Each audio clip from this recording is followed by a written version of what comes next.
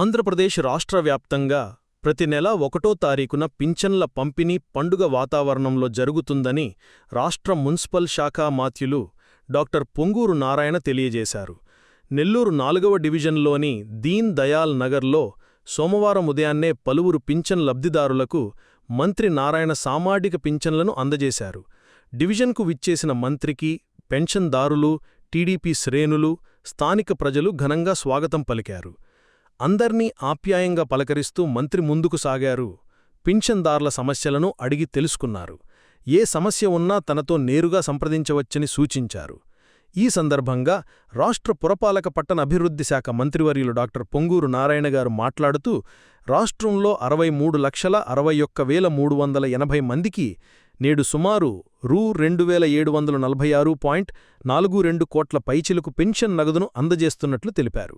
ఇందులో భాగంగా తొలి రోజునే 99% పూర్తి చేయడం జరుగుతుందన్నారు. గత ప్రభుత్వ పాలనలో ఈ పరిస్థితి లేదని ఆయన తెలిపారు. రాష్ట్ర ముఖ్యమంత్రి నారా చంద్రబాబు నాయుడు విజనున్న నాయకుడు అని మంత్రి కొనియాడారు. రాష్ట్ర ప్రభుత్వం సుపరిపాలన దిశగా అడుగువేస్తున్నదని, హామీలను పూర్తి చేయడం జరుగుతుందని, సూపర్ 6 పథకాలు పూర్తి చేశామని, మంచి ఫలితాలను ఇస్తున్నాయన్నారు.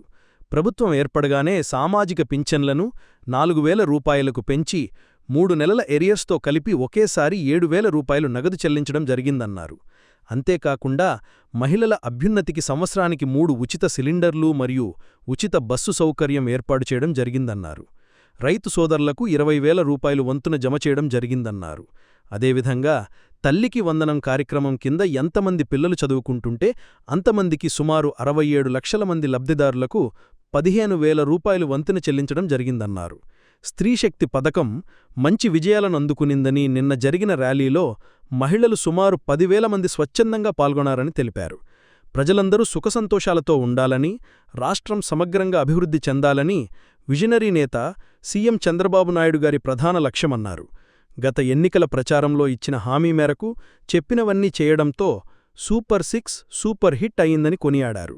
కూటమి ప్రభుత్వం వచ్చిన వెంటనే చెప్పిన మాటను నిలబెట్టుకుంటూ సూపర్ 6లో భాగంగా పింఛన్ నగదు పెంపుదల చేశామని గుర్తుచేశారు. గత ప్రభుత్వ 5 ఏళ్ల పాలన నిర్వాహకం కారణంగా ఖజానా ఖాళీ అయినప్పటికీ ప్రజలకు ఇచ్చిన మాటను నిలబెట్టుకోవాలని చంద్రబాబు అపారమైన అనుభవంతో నిలబెట్టుకున్నారని తెలియజేశారు. గత వైసీపీ ప్రభుత్వంలో పూర్తిగా అరాచక పాలన సాగిందని ఆగ్రహం వ్యక్తం చేశారు. అయితే కూటమి ప్రభుత్వం మాత్రం ప్రజా పరిపాలన అందిస్తూ మంచి ప్రభుత్వంగా ప్రజల్లో స్థిరస్థాయిగా నిలిచిపోతుందన్నారు. మన ప్రభుత్వంలో ప్రజలు సంతోషంగా ఉన్నారని, వారి ఆనందానికి హద్దుల్లేవని హర్షం వ్యక్తం చేశారు. ఈ కార్యక్రమంలో corporation commissioner Nandan, deputy mayor Poluboina Roop Kumar Yadav, మాజీ జెడ్పీటీసీ విజేతారెడ్డి, టీడీపీ నగర అధ్యక్షులు Mamidala Madhu, division president Narayana Reddy, TDP ముఖ్యనేతలు పాల్గొన్నారు. ఈ నెల 1వ తేదీ రాష్ట్ర ప్రజలకు పెద్ద పండగ. మనకు అనేక పండుగలున్నాయి. ఈ పండుగలతోటే 1వ తేదీ అంటే 1వ తేదీ తెల్లవారి ఉదయంగానే ప్రతి ఒక్కరు ఈ రాష్ట్రంలో చక్కగా పండుగ చేసుకుంటున్నారు. ఎందుకంటే ఈ రాష్ట్రంలో మొత్తం 63,61,380 మందికి 1వ తేదీ పెన్షన్ ఇస్తున్నారు.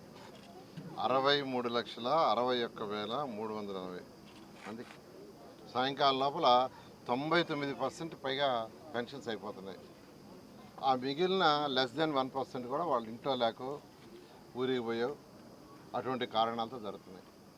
అదే గత ప్రభుత్వం ఈ విధంగా పెన్షన్ ఇవ్వమంటే ఎలక్షన్స్ ముందు ఇవ్వకుండా ఆ వృద్ధులందరినీ ఆ సచివాలయాలకి అక్కడెక్కడ రమ్మని క్యూలో నిలబెట్టి ఎండలో వాళ్ళు శ్రోతపడేటట్టుగా చేయడం జరిగింది.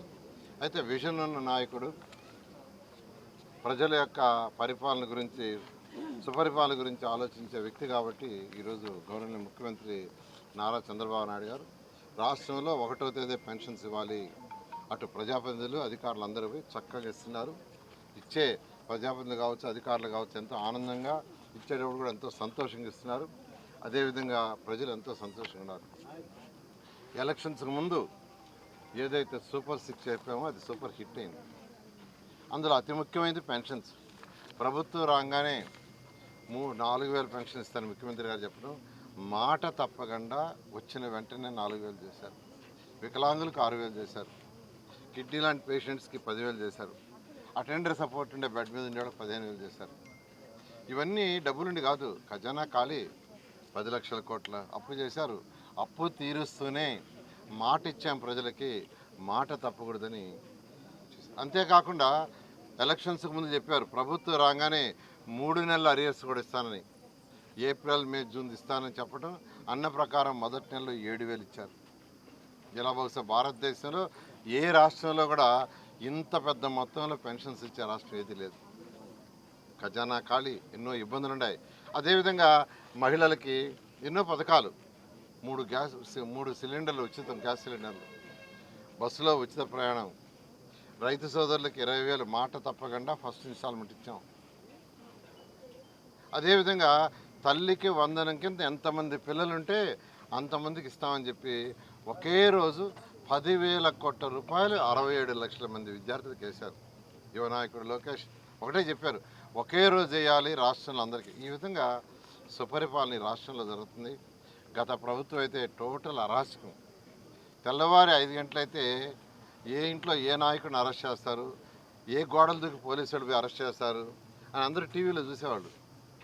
ఈరోజు ఉదయం ఎవరు, రేపు ఉదయం ఎవరు.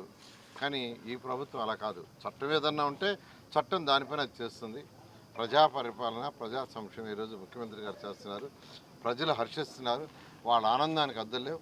మన స్త్రీశక్తి ప్రోగ్రాం పెట్టి ఒక చిన్న పిలిపిస్తే దాదాపు 10,000 మంది మహిళలు వచ్చేసారు. 10,000 మంది మహిళలు ర్యాలీలో పాల్గొన్నారు. అదే నిదర్శనం. వాళ్ళ ఆనందానికి అద్దం లేదనే దానికి ఖచ్చితంగా నెల్లూరు సిటీకి వచ్చేళ్ళకే, నెల్లూరు సిటీకి ఎలక్షన్ ముందు ఏదైతే చెప్పానో 1 by 1 చేసుకుంటూ వస్తున్నా అన్ని పనులు వీలైనంత తొందరలో చేస్తాను. ఈ రాష్ట్రంలో మున్సిపాలిటీలు 123 మున్సిపాలిటీ ఉన్నాయి. 10 మున్సిపాలిటీలు చేస్తాను. ప్రజలు కొద్దిగా ఓపిక పట్టాల్సిందిగా